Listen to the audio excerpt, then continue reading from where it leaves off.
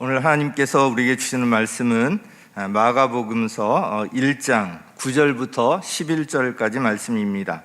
마가복음서 1장 9절부터 11절까지 우리 찾아서 우리 한 목소리로 함께 읽도록 하겠습니다. 마가복음서 1장 9절부터 11절까지 우리 한 목소리로 같이 읽겠습니다. 시작. 그 무렵에 예수께서 갈릴리 나사렛으로부터 오셔서 요단강에서 요한에게 세례를 받으셨다. 예수께서 물속에서 막 올라오시는데 하늘이 갈라지고 성령이 비둘기같이 자기에게 내려오는 것을 보셨다. 그리고 하늘로부터 소리가 났다. 너는 내 사랑하는 아들이다. 내가 너를 좋아한다. 아멘. 잠시 안내 말씀을 더 드리면요, 오늘 예배는 우리 교역자들만 나와서 예배 드리고 있습니다. 가능하면 성도님들 아무도 안 나오시고 최소 인원으로 이렇게 하려고 해서 순서도 우리 교역자들이 지금 담당을 하고 있습니다. 또 우리 선교원과 관련해서 한 번 더 말씀을 드리면, 선교원에서 긴급 돌봄 차원에서 아이들을 이제 돌보고 있었는데, 그 중에 이제 한 아이가 코로나 이제 확진 판정을 어제 받았다는 소식을 들었습니다. 우리 선교원 내에서 감염된 것은 아니고 그 아버지가 다른 데서 감염이 되어서 이 가족을 통해서 이제 감염이 되었다고 합니다. 이 아이가 며칠 동안은 또 선교원에 나오지 않았기 때문에 그 면에서 좀 안심이 되기도 하지만, 그래도 선제적으로 뭔가 조치가 필요하다 싶어서 우리 선생님들 다 가서 검사를 받았고요. 또 부모님들에게도 알려서 검사를 받도록 했습니다. 방금 들은 소식으로는 우리 선생님들을 포함해서 아직 아무도 확진 판정을 받았다는 사람 없고요. 다 음성으로 나왔다고 해서 참 이제 감사하는 그런 마음으로 있습니다. 선교원 그 방역 열심히 하면서 참 여러 가지로 어려운 가운데서 힘쓰고 있는데, 선교원을 위해서 특별히 계속 기도해 주시면 좋겠고요.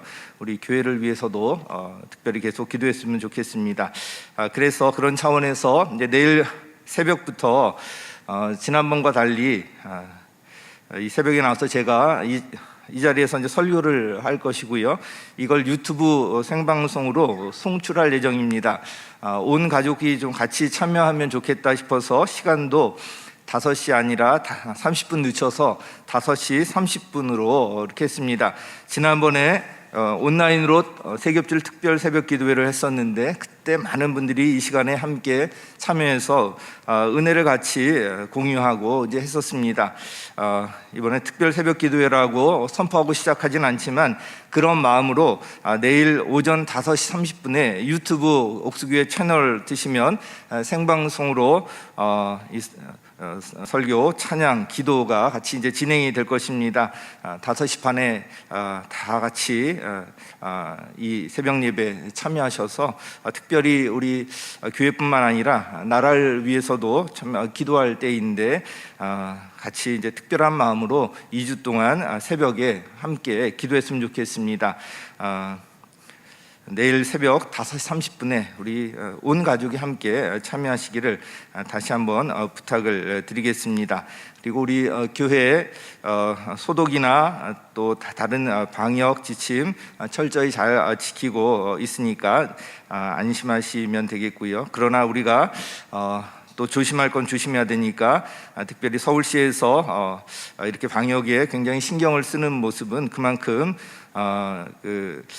확진자 이것이 심각하다는 그런 이야기입니다. 우리 개인 생활 가운데서도 특별히 더 방역에 힘써 주시고요. 특별히 마스크, 어디를 가든지 늘 마스크를 꼭 착용하셔서 각 개인이 최선을 다해서 방역에 힘쓰시면 좋겠습니다.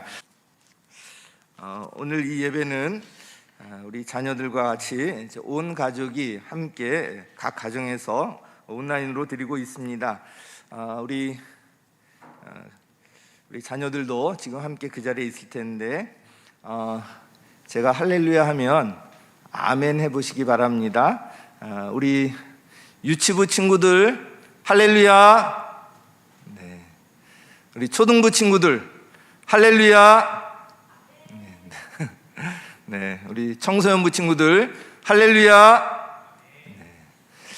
우리 예배 드리고 계신 우리 장년 분들, 우리 성도님들 모두에게 또 하겠습니다. 성도님들 모두에게 할렐루야. 아멘. 네. 지금 온라인이지만 이 시간에 같은 시간에 지금 같이 하고 있다는 이것이 또 얼마나 감사한지 모르겠습니다. 옛날 같으면 도저히 상상할 수 없는 일이었는데 지금 이렇게 실시간으로 같이 이렇게 함께 하고 있다는 것, 이 자체로도 참 감사하다는 생각이 들고요. 각 가정에서 우리 자녀들과 함께 이렇게 예배 드리면서 우리 성전에서 예배 드리는 여기에 같이 또 참여할 수 있어서 그것도 참 감사하다는 생각이 듭니다. 오늘은 마가복음 이 말씀을 통해서 예수님께서 침례를 받으신 이 사건을 가지고 우리에게 주시는 메시지 몇 가지를 살펴보려고 합니다. 제가 약 15년 전인 2006년에 미국으로 갔었는데요. 그때 제가 다닌 교회가 침례 교회였습니다. 그 교회는 한국 사람들로 구성된 소위 이민 교회였습니다. 당시 제가 다녔던 학교는 남침례교단, 미국에서는 가장 큰 교단이고요.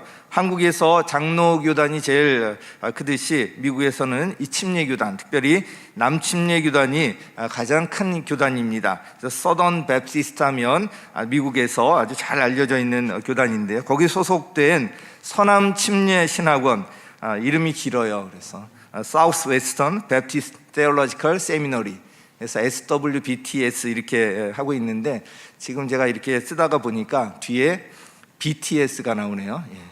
제가 아주 유명한 그런 데 남았어요. SWBTS. 예. 여기였는데 그 학교에 이제 장학 혜택을 받기 위해서는 침례 교회에 이제 다녀야 할 필요가 있었고요. 그리고 그 교회가 학교에서 가까이 있었기 때문에 그 교회에 우리 가족이 함께 나갔었습니다. 이 교회는 미국 교회를 빌려서 또 예배를 드리고 있었는데요. 미국 교회는 오전에 예배를 드렸기 때문에 우리 한인교회는 오후 2시에 또 예배를 드렸습니다. 또 대부분의 성도들이 도넛 가게를 하고 있었기 때문에 오후에 또 예배 드리는 것이 또 편한 것도 있었던 것 같습니다. 그런데 지금은 우리 한인교회가 그 미국 교회 건물을 다 넘겨받아서 이제 사용하고 있습니다. 참 미국 교회 성도님들이 정말 하나님을 바라보며 있다는 것이 이걸 통해서 느껴졌는데, 미국 교회 성도들은 계속 숫자가 줄어들고 또 노인들 남게 되고 이러면서 한국 한인교회 보니까 사역도 활발하고 성도들도 되게 젊고 이러니까 미국 교회에서 이 한인교회, 그러니까 빌려서 쓰던 한인교회에 이 굉장히 그 넓은 부지와 교회 건물 전체를 단돈 $1에 매각했습니다. 단돈 $1. 뭐 그냥 거저 사실은 이제 준 거죠. 매매 형식만 빌렸을 뿐이지. 그리고 있던 그 재정도 한국 한인 교회에 다 넘겨 주었습니다. 참 우리가 생각할 때 상상이 안 가고, 세상에서 우리 한국 교회에서 한국 교회를 비난하고 하는 것이 바로 이런 돈 문제 이런 거 가지고 그러는데, 미국 교회에서 얼마든지 성도들이 그거 갖고 나눌 수도 있지 않겠습니까? 세상적으로 생각하면. 그런데 이것은 하나님의 것이라고 생각하고 한인교회에 좀 아낌없이 다 이제 건네주어서 그 한인교회 세대로 살던 한인교회가 건물을 갖게 되었고요. 지금 이제 계속 사역을 잘 펼쳐나가고 있습니다. 어떻든 우리 한인교회가 오후에 예배를 드렸었기 때문에 저는 주일 오전에 시간이 있어서 좀 이 시간에 미국의 다양한 교회들을 좀 경험하고 싶었고요. 그래서 그 근처에 있는 좀 이름난 여러 교회들을 방문하여서 예배를 드리곤 했습니다. 그러다가 우리 교단과 이 뿌리가 같은 미국 하나님의 성회, 그러니까 미국의 어떤 순복음 교회라고 할 수가 있을 텐데요. 여기를 방문하게 되었는데 참 아주 예배가 너무 좋았습니다. 그 목사님의 설교도 참 좋았고요. 찬양도 너무 참 은혜가 넘쳤고, 또 기도하는 그런 모습들을 통해서 참 깊은 그런 하나님의 은혜가 느껴졌고요. 그래서 그때부터 오전에는 주로 이 교회를 다녔습니다. 미국에서 교회를 다니면서 가장 인상적이었던 것 중에 하나가 이 침례하는 장면이었습니다. 우리나라는 장로교회가 가장 많지만 아까 말씀드린 대로 미국에는 침례교회가 가장 많았기 때문에 제가 방문했던 대부분의 교회에 우리 교회 뒤에 있는 이 침례탕과 비슷한 형태의 침례탕이 마련되어 있었습니다. 우리 교단도 침례를 베풀기 때문에 제가 오전에 다녔던 미국 하나님의 성도 교회에도 역시 아름다운 침례탕이 마련되어 있었습니다. 우리 순복음 교회들 다 이제 침례교회도 침례를 주지만 우리 순복음 교회들도 다 이렇게 침례를 좀 시행하고 있습니다. 침례를 하는 모습을 몇 번 볼 기회가 있었는데 아주 참 감동이 되었습니다. 특별히 가정교회를 처음 시작한 휴스턴 서울교회 목회자 세미나 참석차 처음 방문했을 때가 2007년이었는데요. 그때 아주 인상에 남는 장면 중에 하나도 역시 침례식 장면이었습니다. 그 전에 한국에서는 침례 받을 때 물속에 그냥 완전히 들어갔다가 이게 나오는 이것만 이제 보아왔었는데, 휴스턴 침례 교회에서는 침례 받는 분이 물속에 들어갈 때 마치 이 관 속에 들어가는 것처럼 뒤로 이렇게 누운 모습으로 물에 잠기도록 했고요. 그리고 또 이제 올라오는데 그 모습이 참 인상적이었습니다. 나의 옛사람이 죽고 새 사람으로 다시 산다는 이 침례의 중요한 의미를 그 침례 장면을 통해서 확인하고 느낄 수가 있었습니다. 마가복음서는 바로 이 침례 요한이 침례를 선포하는 장면과 함께 시작되고요. 바로 이어서 예수님께서도 침례를 받으시는 장면이 나옵니다. 이것만 보아도 이 마가복음에서 침례를 얼마나 중요하게 여기고 있는지 잘 알 수가 있습니다. 침례와 관련해서는 다양한 주제들이 있습니다. 침례와 또 다른 교회들에서 행하는 세례, 우리는 약식 세례라고 부르고 있는데요. 침례와 세례 어떻게 이제 다른 것인지, 어떤 것이 맞는 것인지, 또 침례 요한의 침례와 예수님의 침례 어떻게 다른 것인지, 또 물 침례와 성령 침례, 또 성령 세례라고 부르는데 이건 어떻게 다른 것인지, 또 죄 없는 예수님께서 왜 침례를 받으셨는가, 이런 주제들과 관련해서는 교단에 따라서, 또 신학자에 따라서, 목회자에 따라서 다양한 해석이 있습니다. 오늘 설교에서 이 주제들을 다 다룰 수는 없고요. 오늘은 예수님께서 이 침례 받으신 사건을 중심으로 이를 통해서 하나님께서 우리에게 주시는 메시지에 좀 집중하려고 합니다. 그 첫 번째는요, 침례는 회개의 공적 신앙 고백이라는 것입니다. 우리 같이 읽겠습니다. 시작. 침례는 회개의 공적 신앙 고백이다. 네, 회개의 신앙 고백인데 공개적인 신앙 고백이라는 것입니다. 지난 주일에 말씀드렸던 것처럼 하나님께서는 예수님보다 앞서서 그 주님의 길을 예비하기 위해서 심부름꾼으로 침례 요한을 보내셨습니다. 어쨌든 침례 요한을 보내신 분은 하나님이셨습니다. 요한이 광야에 나타나서 회개 침례를 선포했을 때 그 요한의 설교를 듣고 수많은 사람들이 그에게 나와서 침례를 받았습니다. 우리 5절 말씀 함께 읽겠습니다. 시작. 그래서 온 유대 지방 사람들과 온 예루살렘 주민들이 그에게로 나아가서 자기들의 죄를 고백하며 요단강에서 그에게 침례를 받았다. 아멘. 이 침례 요한의 설교를 듣고 사람들의 마음에 찔림이 있었던 것 같습니다. 요한은 하나님께서 보내신 사역자였기 때문에 그의 선포하는 말에 능력이 있었고요. 여기에 많은 사람들이 반응하면서 사람들이 이제 침례를 받게 됩니다. 침례 요한의 설교를 들으며 사람들은 하나님 앞에서 이 자신이 죄인임을 깊이 깨닫게 되었고요. 수많은 죄들을 떠올리면서 이 침례를 통해서 이런 죄의 눌림으로부터 해방되어서 자유함을 얻기 원했을 것입니다. 다른 사람들이 보는 앞에서 공개적으로 이 침례를 받으면서 그 자유함을 경험했던 사람들이 다른 사람들에게 계속 자신의 경험을 나누었을 것이고요. 지금으로 말하면 간증을 했을 것입니다. 그래서 온 유대 지방 사람들이 이 침례를 받으러 나왔을 것입니다. 이와 같이 침례 요한의 침례는 하나님 앞과 사람 앞에서 공개적으로 공적으로 하는 회개의 신앙 고백의 의미가 있습니다. 침례 요한의 침례는 지금 우리 교회에서 행해지는 이와 같은 침례, 즉 예수님을 영접한 후에 성부, 성자, 성령의 이름으로 받는 침례와는 분명히 차원이 다른 것이지만 하나님 앞과 회중 앞에서 하는 이 회개의 공적 신앙 고백이라는 측면에서는 서로 통하는 면이 있습니다. 그러나 이 침례 요한의 침례는 그 자체로는 한계가 있었고요, 주님의 길을 예비하는 성격의 것이었습니다. 침례 요한은 자신이 주는 침례의 성격을 분명히 알고 있었습니다. 그래서 요한복음 1장 31절에 이렇게 요한이 말하고 있습니다. 같이 읽겠습니다. 시작. 나도 이분을 알지 못하였습니다.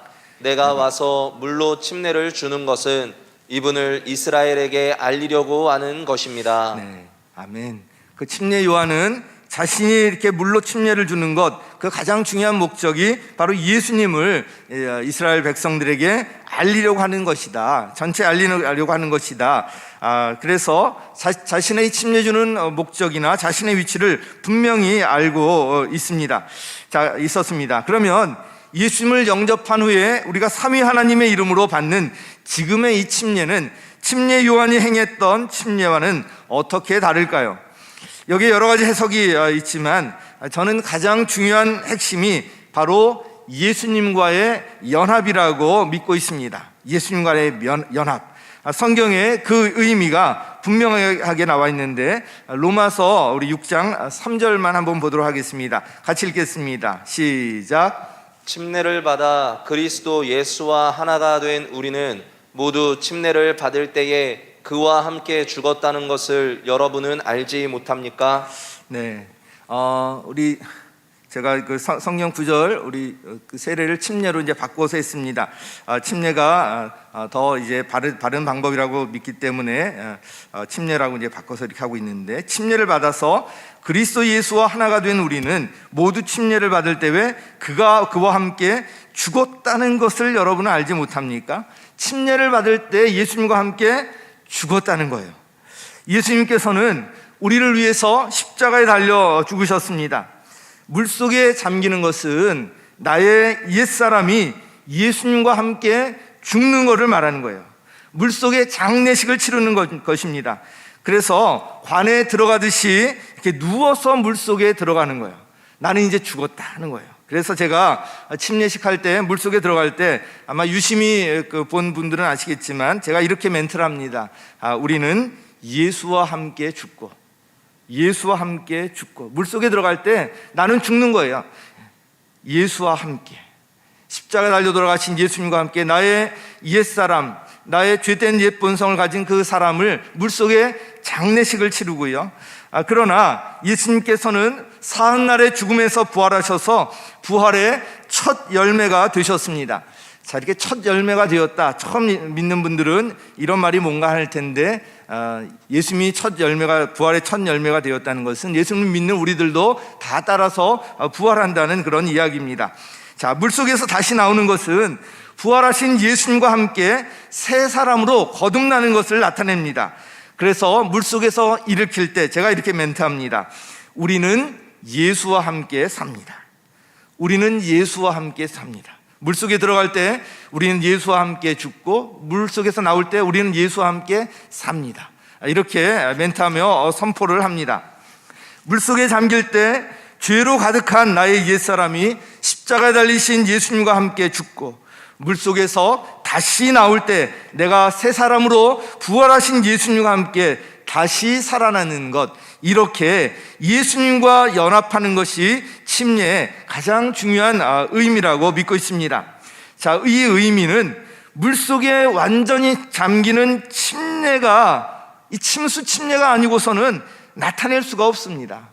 그래서 이 침례를 그렇게 하고 있는 것이고요. 침례가 성경적이라고 믿고 침례를 중요하게 여기면서 침례탕을 만들어서 이렇게 하고 있는 것입니다. 그리고 내가 이렇게 예수 그리스도 안에서 거듭난 새 사람이 되었다는 것을 하나님 앞에서, 여러 성도들 회중 앞에서 공개적으로 고백하고 선언하는 것이 바로 또 침례인데요. 그래서 침례식을 예배 때 이제 하고 있고요. 침례탕 안에서 침례 간증을 하며 고백하고 있는 것입니다. 하나하나 다 이유가 있는 것이고 중요한 이제 의미를 갖고 있습니다. 그래서 침례는 정말 아주 소중한, 아주 중요한 그런 예식입니다. 이 세상에 어떤 의식보다도 아주 중요한 의식이기 때문에 아직 침례를 받지 않은 분들은 침례를 꼭 받으시기 바랍니다. 너무나 귀하고 소중하고 아름다운 예수님과 연합하는 아주 귀한 의식이에요.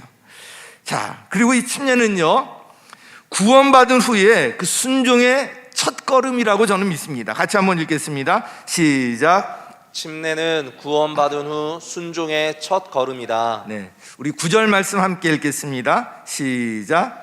그 무렵에 예수께서 갈릴리 나사렛으로부터 오셔서 요단 강에서 요한에게 침례를 받으셨다. 자, 예수께서 어디서 오셨죠?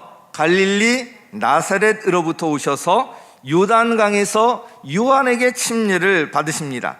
그래서 요한복음 3장 23절에 따르면 침례 요한이 침례를 주었던 곳, 예수님께서 침례를 주었던 곳도 마찬가지인데 살렘 근처에 있는 에논이라고 나옵니다. 이곳은 요단 강변에 있고요. 갈릴리 호수로부터 이 사해바다로 쭉 흐르는 것이 요단 강줄기인데 이 갈릴리 호수로부터 한 3분의 1쯤 내려오면 거기에 이제 그 지점에 있는 것이 바로 이 살렘 근처 에논이라는 곳입니다. 예수님께서 어린 시절을 보내시며 성장하셨던 곳이 나사렛인데 나사렛에서 좀 꽤 그래도 떨어져 있는 곳이었습니다. 예수님께서 이 침례를 받기 위해서 이곳까지 찾아가셨다는 거예요. 마태복음 3장에 보면 좀 더 여기에 대해서 자세히 나와 있는데 같이 한번 읽도록 하겠습니다. 시작. 그때에 예수께서 요한에게 침례를 받으시려고 갈릴리를 떠나 요단강으로 요한을 찾아가셨다. 네, 분명한 목적을 말씀하고 있죠. 요한에게 침례를 받으려고 갈릴리 나사렛 여기를 떠나서 요단강으로 이 요한을 찾아가셨다고 말씀하고 있습니다. 예수님께서는 요한에게 침례를 받기 위해서 요단강으로 이 침례 요한을 찾아가셨습니다. 자, 그러면 이런 의문이 들 것입니다. 예수님이 이렇게 침례를 받아야 했던 분인가? 하나님의 아들이신 예수님이 침례까지 받아야 하는가? 침례 요한이 주었던 침례는 죄를 용서받게 하는 회개의 침례라고 했는데 그렇다면 예수님에게도 회개할 그런 어떤 죄가 있었다는 것인가? 만약에 그렇지 않다면 예수님께서 이렇게 굳이 침례 요한을 찾아오셔서 침례를 받으신 그 이유가 어디에 있는 것일까? 이제 이런 의문이 들 수 있을 것입니다.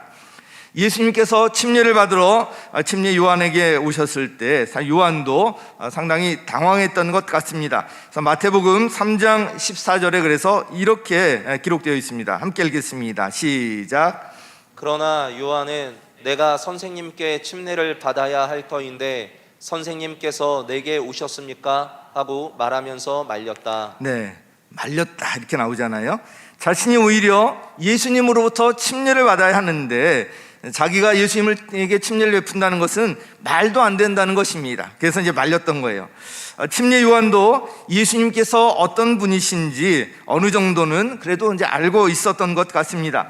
그런데 이때 예수님께서 이 침례 요한에게 대답으로 하신 말씀을 주목할 필요가 있습니다. 이어지는 마태복음 3장 15절 우리 같이 읽겠습니다. 시작. 예수께서 그에게 말씀하셨다. 지금은 그렇게 하도록 하십시오. 이렇게 하여 우리가 모든 의를 이루는 것이 옳습니다. 그제서야 요한이 허락하였다. 네, 아멘. 예수님께서 이 침례 받으심으로써 모든 의를 이룬다고 이렇게 말씀하셨는데요. 이것도 여러 가지 또 깊은 또 해석이 필요하겠지만 간단히 말하면 이 말은 예수님의 이 구원 사역과 관련이 있는 말입니다. 즉 예수님께서는 인간의 죄를 대신해서 침례를 받으신 거예요. 예수님께 어떤 죄가 있어서 침례받은 것이 아니라 이제 앞으로 이루어질 구속사역과 관련해서 인간의 죄를 대신해서 먼저 이렇게 침례를 받으시는 것입니다. 그러나 예수님께서 이렇게 침례 요한에게 침례를 받으시는 것, 이것은 결코 쉬운 일이 아니었을 것입니다. 침례 요한과 예수님의 이 대화 속에서 그것을 우리가 잘 알 수가 있습니다. 예수님께서는 하나님의 구원 계획을 이루기 위해서 기꺼이 낮아지셔서 침례 요한에게 침례를 받으셨던 것입니다. 침례 받으신 이 사건을 통해서도 알 수 있듯이 예수님의 삶의 가장 두드러진 특징 중에 하나가 바로 순종입니다. 예수님께서는 십자가에 달려 죽기까지 순종하셨습니다. 그래서 저는 이 침례를 순종과 관련해서 이렇게 이야기합니다. 구원받은 후 순종의 첫걸음이다. 침례는 예수님을 영접해서 구원받은 후 그 순종의 첫걸음이다, 이렇게 표현합니다. 예수님을 영접하면 예수님께서 그 안에 거하시잖아요. 예수님을 영접한다는 것은 예수님을 나의 삶의 주인으로 모셔드린다는 것입니다. 즉 주인이신 예수님께 이제부터 내가 순종하며 살겠다는 것입니다. 그 첫 번째 순종이 바로 침례인 것입니다. 침례는 예수님의 명령이기 때문에 그렇습니다. 침례를 주어서 제자를 삼아라, 예수님께서 명령하셨잖아요. 여기 이제 순종하는 거예요. 침례는 그 자체로 예수님과 연합하는 아주 중요한 의미가 담겨 있지만 이것은 예수님의 명령에 순종하는 것이기 때문에 침례식에는 이 순종이라는 또 다른 더 귀한 의미가 있습니다. 침례를 받은 사람들을 이제 비로소 교회 회원으로 인정하고 침례를 받아야만 교회 사역에 참여할 수 있도록 하는 이유가 여기에 있습니다. 사역에 따라서 여러 가지 이제 필요한 그런 조건들이 또 있겠지만 가장 기본적인 것이 바로 이 침례인 것입니다. 순종의 첫걸음인 이 침례에도 순종하지 않는 사람이 하나님의 일을 결정하는 데 참여하거나 또 하나님의 이 사역을 감당할 수는 없기 때문에 그렇습니다. 예수님의 삶 가운데서도 침례 요한에게 침례를 받으신 사건은 아주 중요한 한 획을 긋는 사건이었습니다. 예수님은 침례를 받으신 후에 본격적으로 공적인 사역을 시작하셨습니다. 그 전과 침례 받으신 이후에 완전히 다르고요. 성경 기록도 바로 침례 받으신 이후가 대부분이 기록이 되어 있습니다. 전 인생을 통해서 이 공생의 공적 사역의 기간이 예수님의 한 3년 정도라고 보통 이야기하는데 바로 이것이 침례 이후에 이루어진 그런 사역들이었고요. 여기에 이제 성경도 집중하고 있는 것입니다. 예수님께서는 침례 받으신 후에 본격적으로 이 공적 사역을 시작하셨습니다. 예수님께서도 친히 침례를 받으시며 이렇게 순종의 본을 보이셨던 것처럼 예수님을 따르는 우리가 예수님을 따르는 사람들 아닙니까? 예수님을 따르는 우리들도 침례를 받음으로써 순종의 그 첫걸음을 떼어야 할 것입니다. 자, 이 침례는 바로 이 순종의 첫걸음이고요. 그리고 세 번째로는 바로 이 순종 이후에 하나님을 경험할 수 있다는 것입니다. 같이 읽겠습니다. 시작. 순종 이후에 하나님을 경험할 수 있다. 다시 한번요. 시작. 순종 이후에 하나님을 경험할 수 있다. 아멘. 우리 10절 11절 말씀 우리 함께 읽겠습니다. 시작. 예수께서 물속에서 막 올라오시는데 하늘이 갈라지고 성령이 비둘기같이 자기에게 내려오시는 것을 보셨다. 그리고 하늘로부터 소리가 났다. 너는 내 사랑하는 아들이다. 내가 너를 좋아한다. 아멘. 성경에 참 아름다운 장면들이 많이 있지만 이 장면 너무나도 귀하고 아름다운 장면입니다. 예수님께서 침례를 받으시고 이제 물속에서 올라오실 때 참 이 삼위 하나님이 함께 하시는 이 장면이 기록되어 있습니다. 여기에 보면 성자 예수님, 아들 예수님이 침례를 받고 물속에서 나와서 올라오십니다. 그 위에 또 성령께서 하늘이 갈라지고 성령께서 비둘기같이 예수님에게 내려오십니다. 그리고 하늘로부터 이제 소리가 납니다. 너는 내 사랑하는 아들이다. 내가 너를 좋아한다. 바로 성부 하나님께서 음성을 들려주십니다. 너무나도 참 아름다운 장면인데요. 성자 예수님에게 성령님께서 내려오셔서 능력으로 함께 하시고요. 이제 공적 사역을 시작해도 좋다고 성부 하나님께서 전폭적으로 인정하며 함께 하시겠다는 것입니다. 자, 그런데 이 일은 예수님께서 침례 요한에게 침례를 받으신 후에 일어난 사건입니다. 즉 예수님께서 침례 받는 것에 순종하신 이후에 이 일이 일어났습니다. 예수님의 삶은 침례 받기 전과 침례 받은 후가 확연히 구별되는 것입니다. 복음을 전하다 보면 흔히 이런 이야기를 합니다. 교회 좀 한번 나오시라고, 또 목장에 한번 나오시라고 하면 이렇게 이야기하지 않습니까? 내 삶이 좀 어느 정도 안정되면 내 교회 나가겠다. 지금 좀 술, 담배 좀 끊고 나가겠다. 뭐 이제 이런 이야기들 합니다. 또 예수님을 영접하라고 이제 권면을 하면요, 아직 내가 영접할 만한 100% 확신이 없습니다. 내가 100% 확신이 들면 그때 예수님을 영접하겠습니다. 또 한번 이제 교회와 목장에 나오면서 사역을 해보라고 이제 권면을 할 때 보통 또 이렇게 또 이야기하는 분들이 있습니다. 아직 저는 사역할 만한 준비가 안 되었습니다. 준비가 되었다고 이제 확신이 들면 그때 한번 해보겠습니다. 그런데 아니거든요. 세상 가운데 살면서 평생 완전히 삶이 안정될 때는 오지 않습니다. 우리 죽으면 안정이 돼요. 이 세상 살 동안은 완전한 그런 안정이 찾아오지 않습니다. 어차피 이 세상에 사는 동안에 문제는 끊임없이 일어나게 되어 있습니다. 순종하여서 믿음을 받아들인 후에 하나님의 은혜로 이 문제를 해결받으며 살아가야 하는 것입니다. 또 100% 확신이 들 때까지 기다리셨다가 그때 영접한다는 분들도 계시는데요. 그런데 기다리다가 영접 못하고 그냥 죽습니다. 우리가 하나님을 완전히 알 수 없고요, 물론 100% 확신이 들어서 믿는 분들도 있지만 대부분은 그렇지 않습니다. 한 60%, 70% 이런 한번 믿어봐야 되겠다 이런 생각이 들면 그때 영접하기로 결단하는 거예요. 그렇게 영접하고 순종하면 그 후에 하나님을 경험하면서 믿음이 자라나게 되는 것입니다. 내가 100% 준비가 될 때까지 기다렸다가 내가 한번 그때가 되면 사역을 한번 해보겠다, 참여해보겠다. 그런데 그렇게 기다리다가 아무것도 못하고 죽습니다.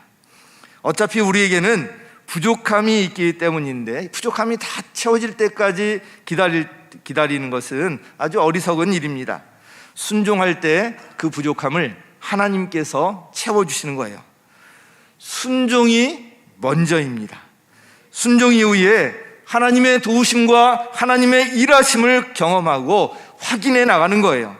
이 순서를 바로 알아야 우리 믿음이 바로 세워지고 믿음이 성장할 수가 있는 것입니다. 이 순종과 관련해서 떠오른 한 장면이 있습니다. 바로 여호수아의 인도하에 이스라엘 백성들이 요단강을 건너는 장면입니다. 우리 여호수아서 3장 15절 16절 말씀 함께 읽겠습니다. 시작. 그 궤를 맨 사람들이 요단 강까지 왔을 때에는 마침 추수 기간이어서 제방까지 물이 가득 차 올랐다. 그 궤를 맨 제사장들의 발이 요단 물가에 닿았을 때에 위에서부터 흐르던 물이 멈추었다. 그리고 멀리 사르단 근처에 아담 성읍에 둑이 생겨 아라바의 바다 곧 사해로 흘러가는 물줄기가 완전히 끊겼다. 그래서 백성들은 여리고 맞은 쪽으로 건너갈 수 있었다. 아멘. 자, 이제 이스라엘 백성들이 노예 생활 종살이 하던 이집트 애굽에서 홍해 바다를 가르고 출애굽했죠. 탈출해서 이제 하나님의 은혜로 이제 가나안 땅에 들어갈 수가 있게 되었는데, 이제 그 광야에서 40년 동안 방황 생활을 하다가 드디어 이제 약속의 땅 가나안 땅에 이제 들어가는 그런 순간입니다. 이제 요단 동편에 진치고 있다가 요단강 서편에 있는 적과 꿀이 흐르는 이 가나안 땅에 들어가려면 요단강을 건너야 했습니다.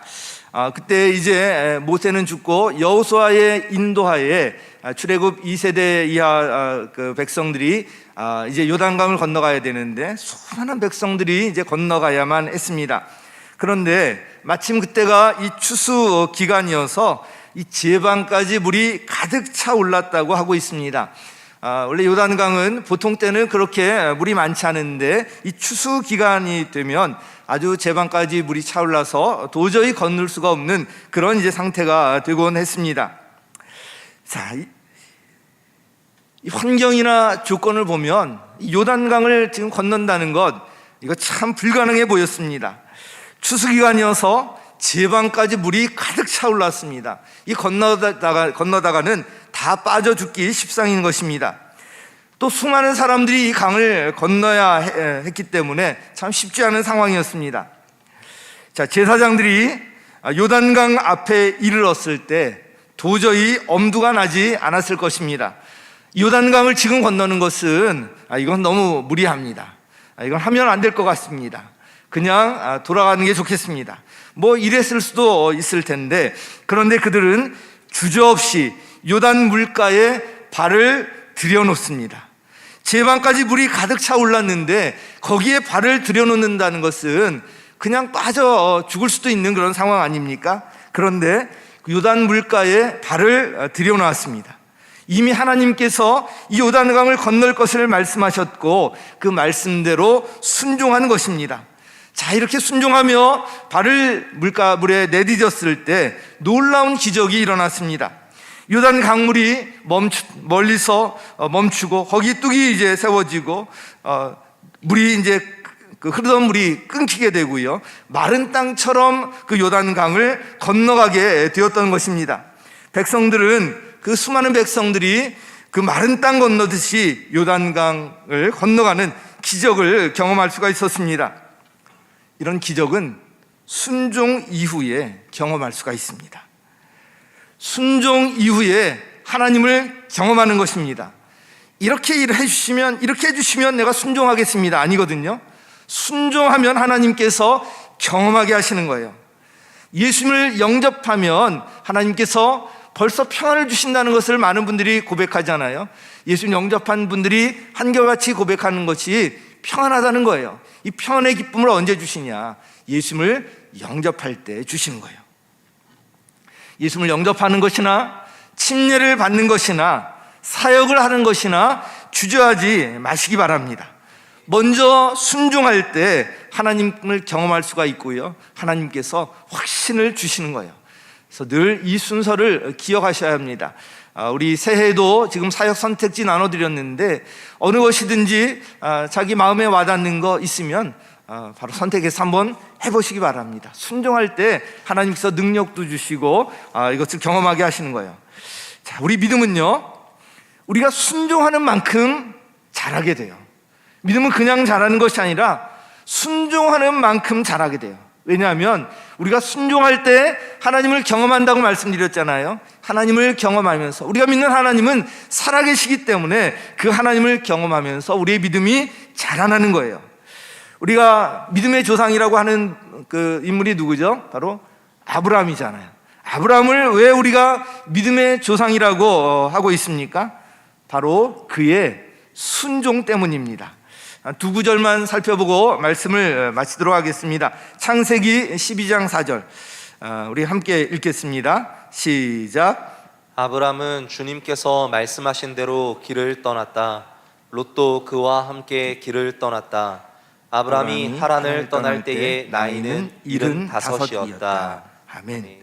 자, 갈대아 우르를 떠나서 아버지 데라와 함께 가나안 땅을 향해서 가다가 하란이라는 곳에 이제 이르게 되는데, 그 아버지 데라는 그곳에서 정착해서 그곳에서 죽고 맙니다. 그런데 하나님께서는 이 아브라함을 부르셔서 가나안 땅까지 가도록 하는데, 이 우르나 이 하란, 여기를 이제 떠난다는 것, 이미 이제 익숙한 곳이었고요. 생활도 상당히 안정된 그런 기반을 갖고 있었는데, 그럼에도 불구하고 여기를 떠나서 낯선 이 가나안 땅으로 간다는 것, 쉬운 일이 아니었을 것입니다. 아브라함이 이렇게 가나안 땅으로 떠날 수 있었던 것 한 가지였습니다. 바로 창세기 12장 4절 지금 읽은 말씀대로 주님께서 말씀하신 대로 그냥 순종했던 거예요.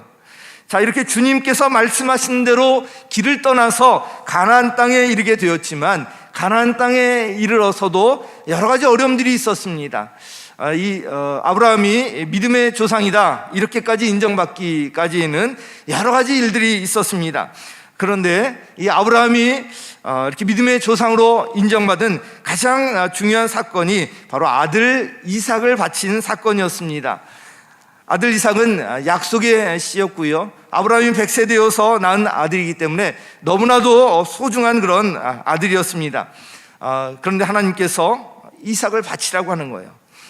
도저히 말도가 안 되는 것이잖아요. 어떻게 얻은 아들인데 이 아들을 바칠 수가 있는가? 근데 하나님께서 말씀하셨기 때문에 그냥 순종하는 거예요. 그러면서 아브라함이 경험한 것이 바로 여호와 이레의 하나님이에요. 바로 이 이삭 대신에 바칠 양을 하나님께서 예비해 주시지 않았습니까? 그 이후에 이런 구절이 있습니다. 창세기 22장 14절 우리 함께 읽겠습니다. 시작. 이런 일이 있었으므로 아브라함이 그곳 이름을 여호와 이레라고 하였다. 오늘날까지도 사람들은 주님의 산에서 준비될 것이다는 말을 한다. 네, 아멘. 여호와 이레의 하나님을 언제 경험해요? 순종할 때 경험한 거예요. 순종할 때. 순종을 통해서 아브라함의 믿음이 자라게 되고 믿음의 조상이라고까지 인정을 받게 되었던 것입니다. 순종 없이 신앙생활 제대로 하기 어렵습니다. 순종 없이 우리 신앙이 자라지 않습니다. 가장 중요한 것이 순종이고요, 믿음은 순종하는 것입니다.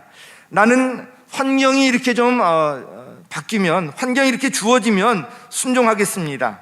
아닙니다. 순종할 때 하나님께서 환경을 인도해 주시는 거예요. 나에게 확신을 주시면 내가 순종하겠습니다. 아닙니다. 순종 후에 하나님을 경험하며 확신을 가질 수가 있는 것입니다. 사역 참여 주저하시는 분들, 또 예수 영접 주저하시는 분들, 또 침례 주저하시는 분들 결단하시기 바랍니다. 순종 이후에 하나님을 경험할 수가 있습니다. 믿음은 순종하는 만큼 자라게 됩니다. 오늘 드린 이 세 가지 메시지 꼭 기억하시기 바랍니다.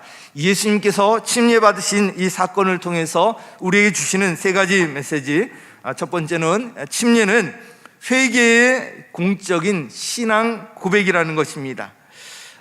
이 신앙 고백을 하나님께서 이제 기뻐하십니다. 또한 이 침례는 구원받은 후 순종의 첫 걸음이라는 것입니다.